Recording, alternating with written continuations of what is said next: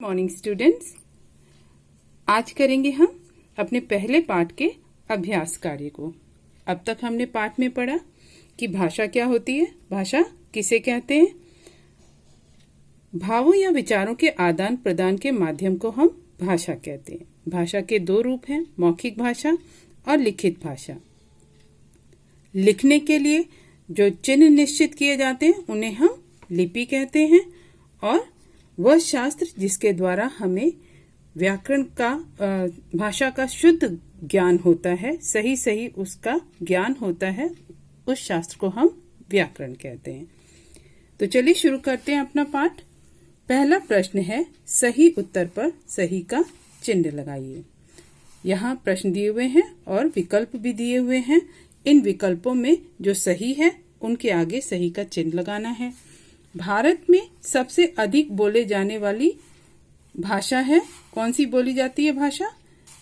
पंजाबी, अंग्रेजी या हिंदी? तो हिंदी भाषा सबसे अधिक बोली जाती है, तो इस पे हम टिक करेंगे।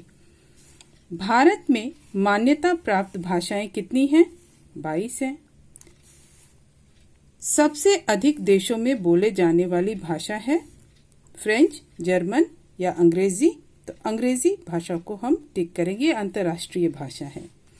ठीक, अब अगला प्रश्न देखते हैं। बताइए, इनमें भाषा का लिखित रूप है या मौखिक रूप? किस रूप का प्रयोग किया गया है इन चीजों में? तो हमें बताना है। पहला, निबंध प्रतियोगिता में भाग लेना। निबंध लिखने की प्रतियोगिता है, उसमें भाग लेना, तो ये भाषा का लिखित रूप है, लिखना है ना। दूसरा है, रेडियो पर समाचार सुनना। पढ़ना, सुनना। पढ़ना लिखित रूप होता है और सुनना जो है, क्योंकि बोला जाता है और सुना जाता है, तो ये भाषा का मौखिक रूप होता है। तो ये रेडियो पर समाचार सुनना मौखिक रूप हुआ। मुख्य अतिथि द्वारा भाषण देना। अतिथि भाषण दे रहे हैं, मुख से बोलकर बता रहे हैं, ऑडियंस सुन रही है, तो ये भाषण देना कौन सा रूप हुआ? भाषा का मौखिक रूप हुआ। घर के सामान की सूची बनाना। अब घर के सामान की सूची का मतलब है लिस्ट। तो लिस्ट तैयार करना, लिस्ट आप लिखकर तैयार कर रहे हैं, तो ये भाषा का लिखित रूप है। मंदिर में भजन गाना। मंदिर में भजन गाना, वो मुख से बोलकर भजन गाया जा रहा है, तो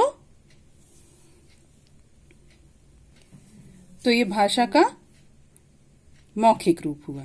ठीक, अब है तीसरा प्रश्न। विश्व में बोली जाने वाली 6 भाषाओं के नाम लिखो। ये प्रश्न और ये प्रश्न दोनों आप बुक में करेंगे, ठीक है? ये दोनों बुक में करेंगे। आगे देखो, विश्व में बोले जाने वाली 6 भाषाओं के नाम लिखिए। 6 भाषाएं कौन कौन सी हैं? जापानी, चीनी, रूसी, अरबी, जर्मन और फ्रेंच। तो आप यहाँ पर लिखेंगे। तो इस तरह से आप यहाँ पर भाषाओं के नाम लिखेंगे। ठीक, ये कार्य भी आप बुक में ही करेंगे। अब है अगला प्रश्न। निम्नलिखित भाषाओं की लिपियां लिखिए।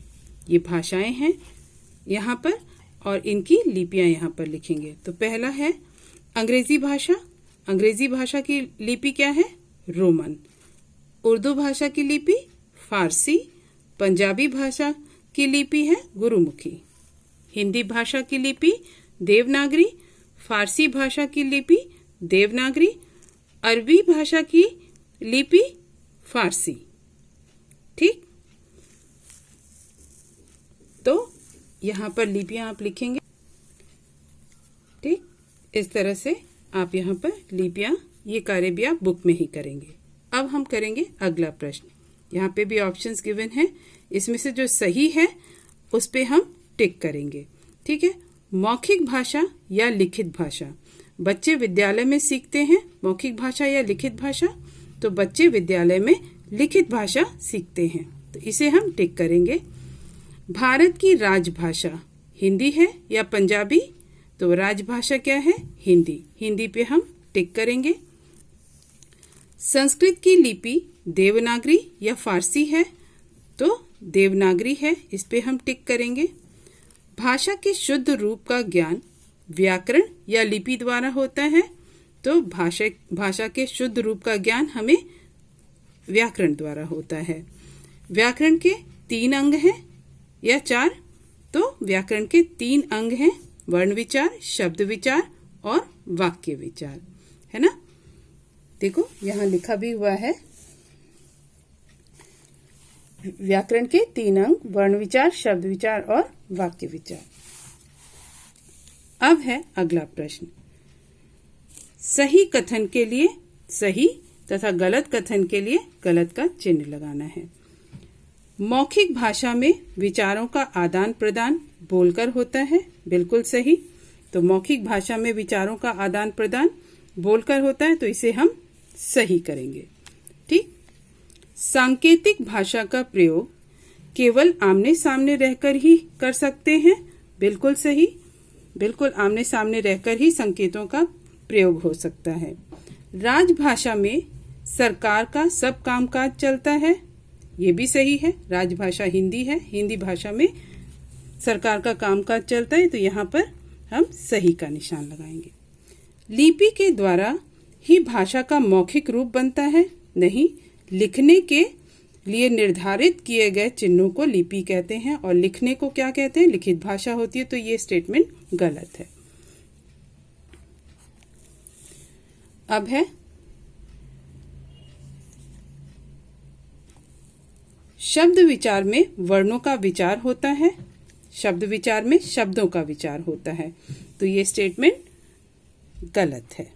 तो आज हम यहीं तक अपना पाठ करेंगे। अगली वीडियो में हम प्रश्न उत्तर करेंगे। तब तक के लिए जो भी कार्य आपको कराया गया है, ये सभी कार्य आपको अपनी बुक में ही करना है और याद करना है।